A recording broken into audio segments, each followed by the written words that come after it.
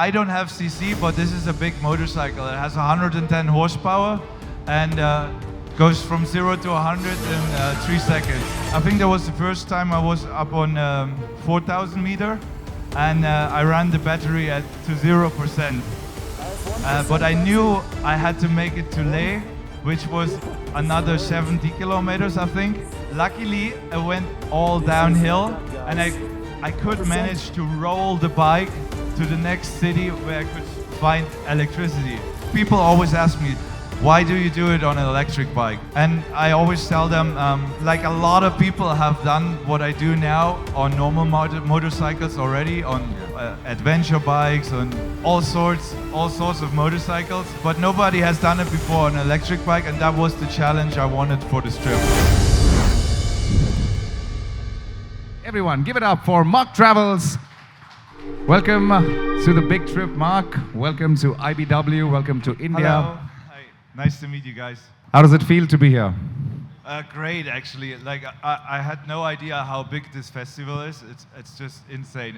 It's crazy. Like it blew my mind when I came here yesterday. That's so true. Everyone over here is so excited to hear from your stories. And when most of them came up here and said, "Is this man crazy to ride an electric motorcycle around the world?" So everyone wants to know, what is this story all about? How did you get into motorcycling? Tell us a little bit about it. Well, I grew up in Germany, somewhere in the middle of Germany, in the countryside. And yeah, when you live in the countryside, there's not so many things to do other than, yeah, when you're lucky enough, riding around on a motorbike. So I was actually very young when I had my first bike.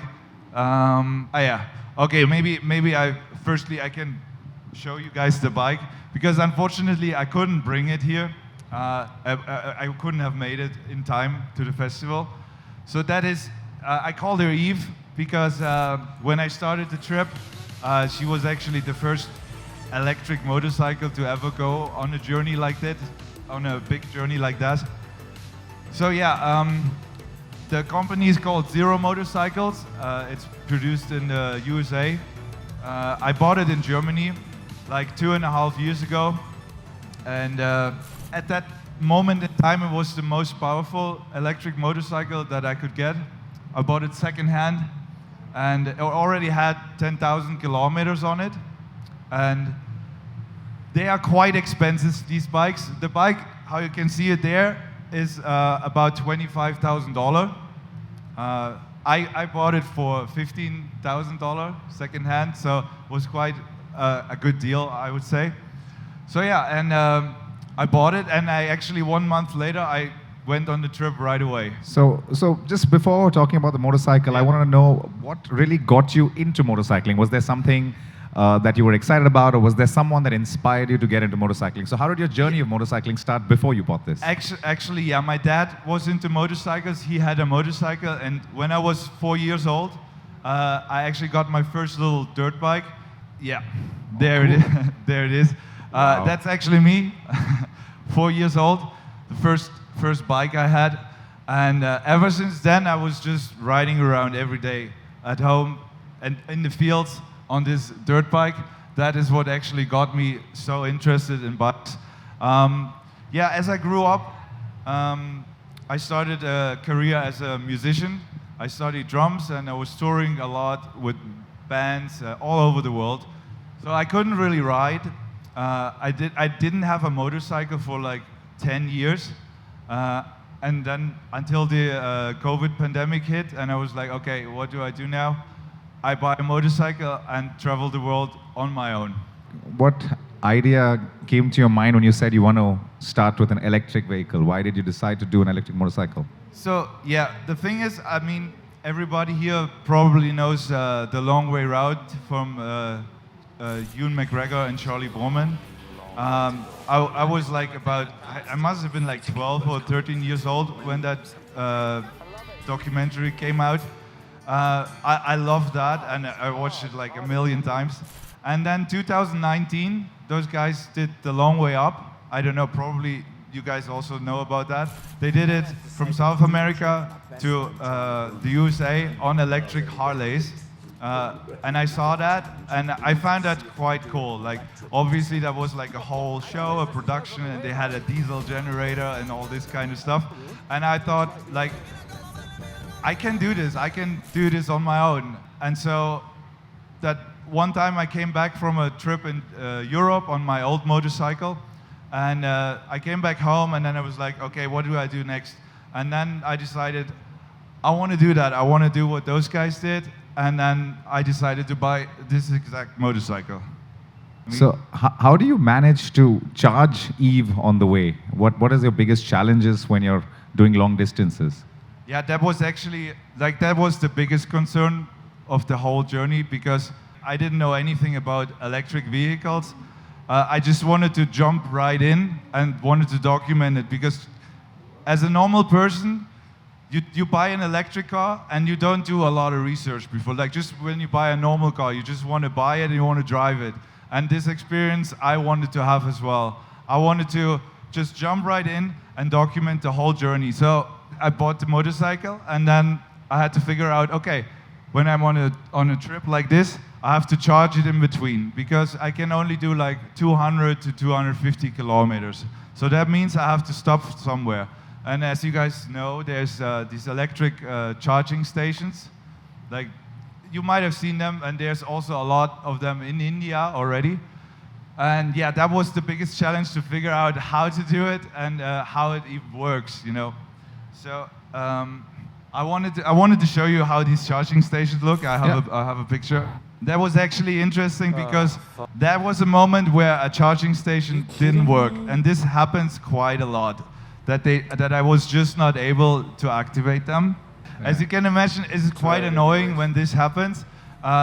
Sometimes the problem is with these charging stations, they put them up and they are not always well maintained. So sometimes it works, sometimes it doesn't. And that makes the whole thing a little bit more complicated. The good thing is, with this bike, I can plug it in anywhere I want to. Like, I can just go to a restaurant, for example, or to a gas station even, and just ask my way through. I can just ask, can I plug in the motorcycle? And most of the time that works quite easily. Like, I have a charging cable with me, and I can just plug it in anywhere. Here you can see, this is the charging cable. I have to carry that. I actually have to carry two, because when I was in Ladakh, I had this moment where this charging cable broke. And you can imagine, when the charging cable breaks, then I have a big problem. Then I cannot charge the bike up, and then basically it's over. So I have to carry two of these charging cables with me, yeah. Wow, like you're carrying charging cables, you're carrying luggage, it's a lot of planning, isn't it? Exactly. Like, that's the thing. Like, next to the charging cable, I also have to obviously carry the tools for the bike, in order to, like, you can see here, we had to repair. This is just like with any motorcycle. Like, it's basically a normal motorcycle, and you have normal motorcycle problems. So you have to be able to fix them on the road. Yeah. And that's why I have to carry tools. And this is basically it. I don't have to carry oil, because I don't need oil for the bike. There's no oil changes. That makes it actually quite easy to travel with, because as you guys know, with the normal motorcycle, you have these intervals, like 3,000, 5,000 kilometers, you have to make an oil change. So I didn't have to make any of this. Like, I was in 65,000 kilometers. I had only one issue with the bike. That was in Iran. I had a problem with the motor, but that was 1 hour fix. And other than that, I haven't been in a workshop at all, just for tire changes. So that's actually quite good. It's quite an advantage of electric motorcycles. Yeah. So I think that's the upside of electric vehicles, right? That you don't have any issues like ICE ones do. There's not much maintenance with the bike. True. Yeah. As long as you find power. As long as you find power, yes. So why don't you tell us about any memorable moment or a special moment on your entire trip? Yes. You can take us through a couple of them. Well, actually, the most memorable moment was actually when I drove the bike up to Ladakh. And I was actually the first electric motorcycle that went up to Umlingla, the highest motorable road in the world. I think I have a video of that as well. Yeah, that is me reaching the top, basically. And I was actually quite lucky. There was no snow. I heard from other people that the next day it was all covered in snow. There was a snowstorm actually. So yeah, I was actually quite lucky. And yeah, I think that for me that was the most memorable moment so far of this journey, because it was really hard to get there. Because in that area, electricity is very scarce. There's only 4 hours a day power available, electricity.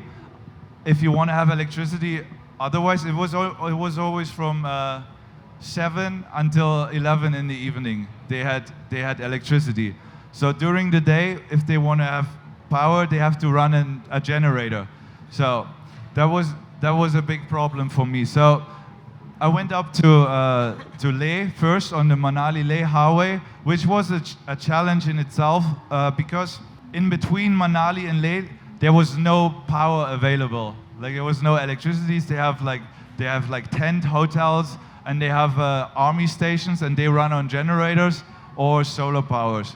So that was actually quite hard. But I tried it anyway, and turned out that I thought I can maybe go to the army base and can charge it up, but it turned out that I went to the Thang Lang La Pass. That was, I think that was the first time I was up on 4,000 meter, and I ran the battery to 0%. But I knew I had to make it to Leh, which was another 70 kilometers, I think. Luckily, I went all downhill, and I could manage to roll the bike to the next city where I could find electricity. The problem was there also that people are a little bit scared of the motorcycle because it's quite big. It's like a normal motorcycle, and with that big battery, when I come there and say, can I plug this in your power outlet, they were like, oh, okay, hopefully it doesn't destroy anything. So I got rejected a lot of the times on that specific road, and I didn't really know what to do now. So I had to ask my way. In that one town, I had to ask 5 or 6 different people to let me plug in, and until I reached a campground that had electricity, luckily, and then I could plug it in, charge it up, and I made it to Leh. And from Leh, I knew I could make it to Han Leh, which was just about 200 kilometers, I think, or 230.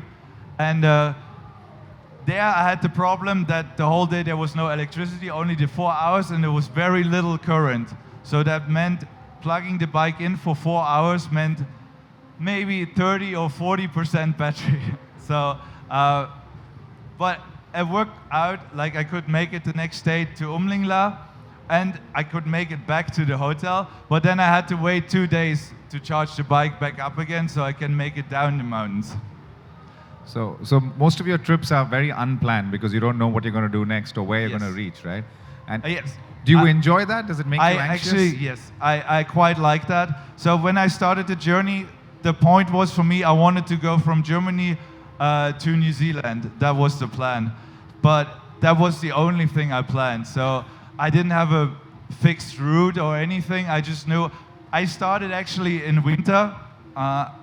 Yes. That is when I started the journey. Was snow and minus 10 degrees. That was the first challenge in itself, because this is a lithium-ion battery, and the problem is once the temperatures get below 0 and the battery temperature gets below 0, the battery wouldn't charge anymore. You would plug it in and nothing happens. I had to find out myself as well. Like nobody told me that before. So I had this problem that I parked it overnight at a hotel, and I wanted to plug it in the next day because I took a day off and I thought I can just charge it up. It didn't work. I plugged it in, it wouldn't turn on. And then what do I do? And then I was like, okay, maybe I have to warm it up somehow. So I actually had to drive it in the hotel, in the hallway, and had to warm it up so I could actually plug it in. So that was my first challenge. After I knew that, it's quite easy, because when you drive the motorcycle, the battery is warm, heats up, and when you stop and you plug it in right away, no problem, you can charge it, yeah. But yeah, other than that, usually a day is like that. I wake up in the morning, and then I look at the map, how far can I go today, and then I just go. So when I started, I knew I wanted to go south, I wanted to go where it's warm, and then I went to Italy, I went to Sicily, I went to Malta, just on the islands, and then I had the idea, okay, maybe it would be a cool thing to go to North Africa, and then decided to go to Tunisia. And I took a ferry boat, I went there, I spent a month over there, Nice. which was actually also quite exciting because I didn't know that they have charging stations in the Sahara Desert. That was actually pretty cool. They have gas stations there, total energy gas stations, and they all put a charging station at the gas station. That was actually pretty cool. I didn't know that before because, as I said, like I don't really plan it. I just want to experience it as a normal person that buys an electric bike or electric car or whatever and just has to figure it out themselves. Yeah, and then I just moved on further east after that. Nice. Went to Turkey, after that Iran, Pakistan, and then I went to India. And in India, actually, I liked it so much that I stayed over 6 months in India. That wasn't planned before, but it turned out the country is quite huge. It is. It is. Yeah. It's bigger than you think. Yeah. And with very few charging stations, so. No, actually not. In the Yeah? in the south of India, there's actually quite a few charging nice. stations. So I didn't know that before either. I had to download apps. I had to figure it out what apps it is, which is quite easy these days because we all have smartphones. And like I just had to Google charging apps for India, and then it came up, and then you just have to install it, and then you have to somehow put money on it, which was another problem for me here in India, because you pay a lot with the UPI payment system. Yeah. We don't have that in in Europe. That's not a thing. And as a foreigner, it was quite difficult to get that. I had to also download another app, and then I had to go to a bigger city, had to go to an office, verify myself with the passport, and then at some point I got the app to work. So, and then that was the only way I could fill up money on the charging apps, and then I could finally charge the bike in India with charging stations. And from then on it was quite easy actually in India. I didn't think that. There's actually a lot of fast chargers in South India. Nice. In the north it was a bit more scarce. Yeah. But yeah, somehow I managed it as well then. Yeah. Also, I guess if you stick to the major cities, you should be able to find a charging. Yes, I mean in the major cities it's no problem at all. Like Yeah. the problem is always just On like the way. on the way when you. Yeah. But that increases like so fast. Like they put them charging stations up like everywhere. Also on gas stations everywhere. That's nice. Yeah. That's nice. Yeah. That's just a few pictures of people that I met on the road. I actually met quite a lot of people, Indian bikers, because at some point my YouTube journey got very popular in India, and people started stopping me on the road, and Nice I actually meeting you had too. really a great time with a lot of people here. Yeah. Since I'm doing this YouTube videos, I make a video every day. Every day that I rode this bike is documented on YouTube. Like every kilometer is documented, and I try to make every day also a little bit fun, you know, and try to give the viewers a good experience, you know. And it looks easy what I do, and it looks easy with the charging, but it's actually, and I realized that especially when I went places where it was a bit more difficult, I realized that it takes a lot out of me. Like it exhausts me a lot, because it's always on your mind that you have to charge the bike, you have to find a way somehow to do it. But in the end of the day, that was the challenge that I wanted. That's because people always ask me, why do you do it on an electric bike? Like, why an electric bike? And I always tell them, like a lot of people have done what I do now on normal motorcycles already, on adventure bikes, on all sorts of motorcycles, on scooters, on anything. And but nobody has done it before on an electric bike, and that was the challenge I wanted for this trip. It's a great challenge to have. And you're shooting content, you have cameras, you have phones to charge, you have a bike to charge. So actually I have to always like carry my camera, so I carry my main camera always with me, so I can always film every moment, which I do. Like everything that happens during the day, I capture. I also have little cameras on my helmet, So yeah, it's actually 6 or 7 cameras that I operate every day, Wow. and I have to also charge them up. So Yeah. You have 7 cameras, 2 phones, 1 Yeah. bike, and you're Yeah. doing this all alone. It's and amazing. I have drones with me, and Wow. that's how I would make my YouTube videos. Yeah. Very cool. The next adventure on YouTube. Something going on here. Oh.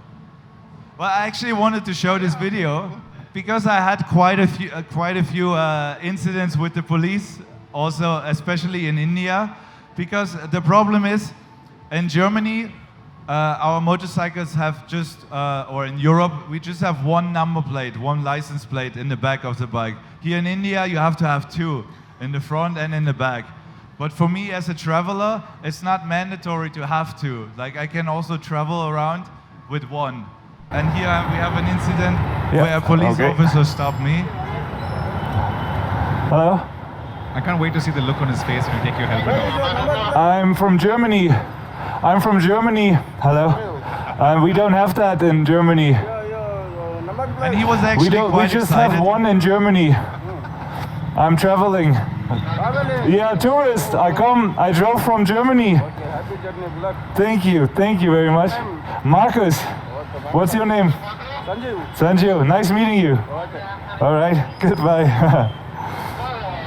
Yeah, that's what I said. And this happened quite a lot, that the police officers pulled me over. But most of the times I explained the situation, and then they were quite happy to see a traveler that came all the way from Europe to India on a motorcycle. Interesting fact about this video. This video, I made a short video for social media of this clip, and this got super viral and has on YouTube, only on YouTube, 35 million views. Wow. And from that point on, like newspapers reached out, a lot of things happened for me. So it was actually quite good that this happened, Great. this particular incident. Because for some reason, when I film my interactions with the police or with locals, people really like to watch that, because I think it's just very interesting. And that's why it is important that I have always cameras running, so I can just, you know, show to the world these interactions, you know. Yeah. But I have to say, most of the times it was always positive. Most of the times it was like this, like the police is so friendly to me, especially in India, really. That's nice to know. I think we love you know, being hospitable to tourists. So that's the Yeah. Indian culture of Yes. having guests over and welcoming them. So it showed in the video. He was the most happiest to let you go. Yes, He wouldn't have exactly. let any of us go for sure. No, you wouldn't do None that? of us would have got out of that. No, It's no, only you. Okay. Yeah. Yes. They all drive here on this side, the motorcycles. I might do that as well. Oh, electric. Okay. Never mind, they drive all over the place. I guess that's okay here.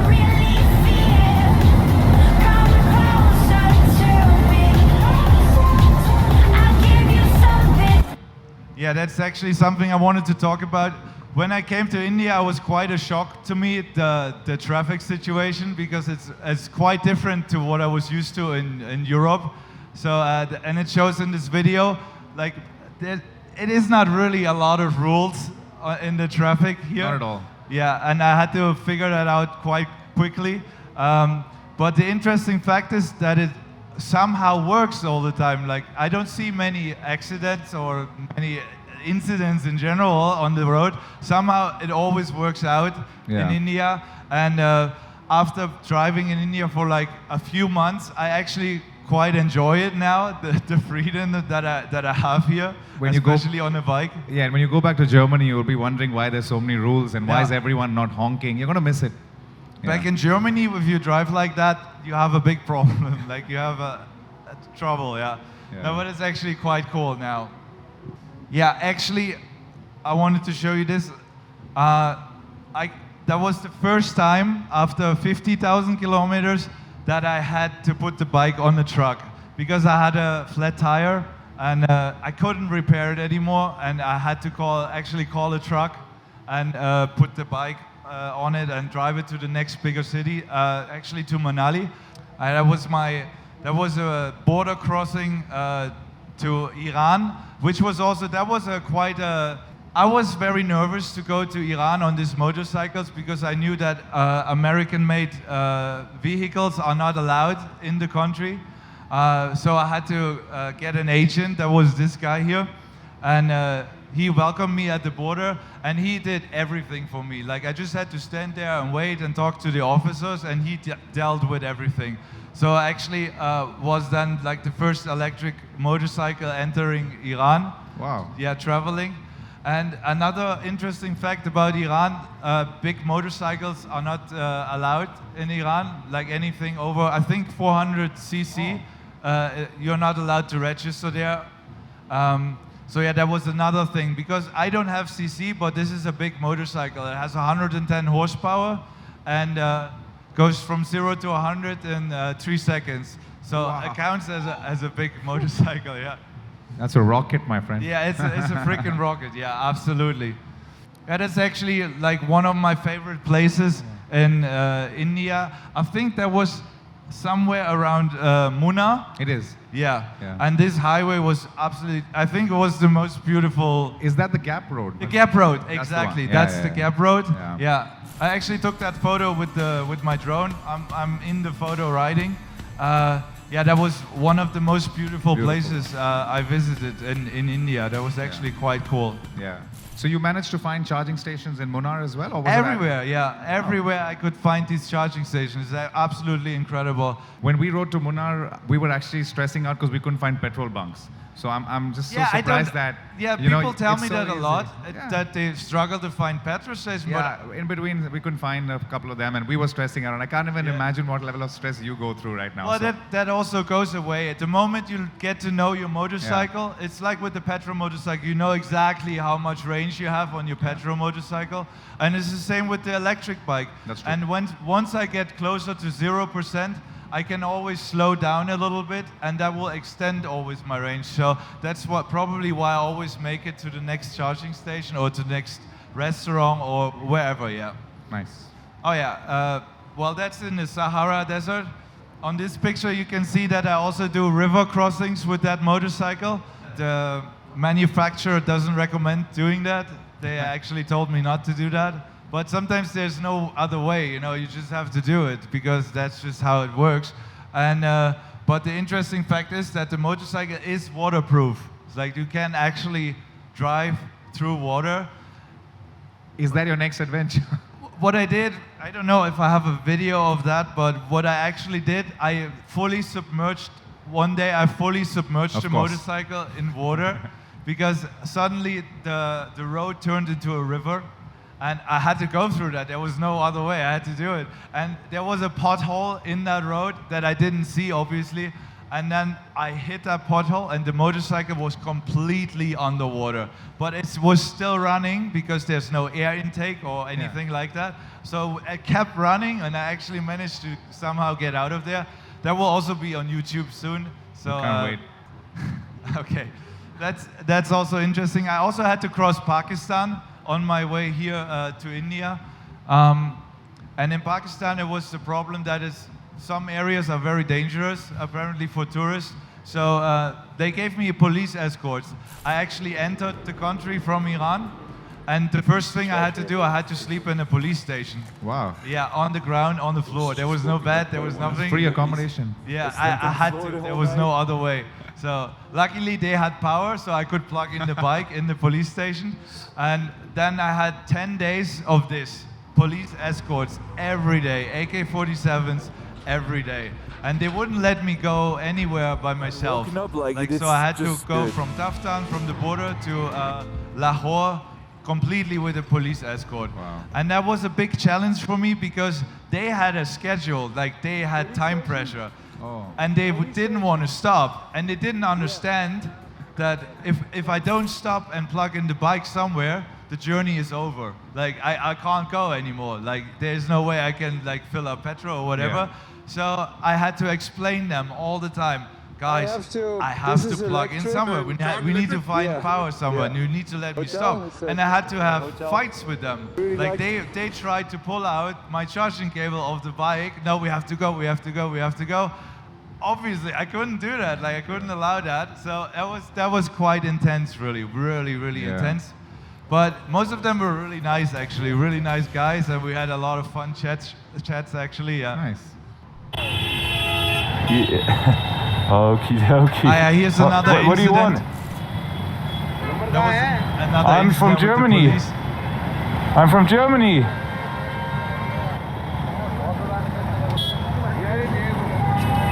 He didn't really know what to do with What do you me, need? so he Yeah. just let me go because he knew I'm a foreigner and he didn't know what to Okay. do.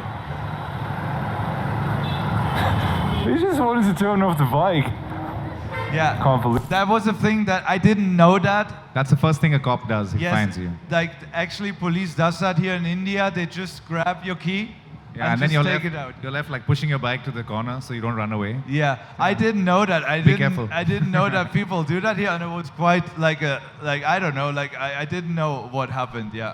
And apart from being an amazing motorcyclist, you are a fantastic content creator, and we love to see those videos. I'm personally a fan, and I can't wait to see the videos that you're going to put out. So I hope you do a lot more of them. So can we give Mark a big round of applause? That was a fantastic session. Thank you so much. Thank you so much. And thanks Thank to so you, much. in India, the whole culture of EV is going on so much that Gulf has also started investing in EV, and can we get the music volume down, please? Where Gulf has also set up charging stations all over the country. So thanks to you, the ecosystem is getting so much better. And on that note, I'd like to ask Akshay to please come up on stage and present a small token of our appreciation to Mark on behalf Thank you of so Gulf. much. Everyone, a round of applause for Mark. Thank you.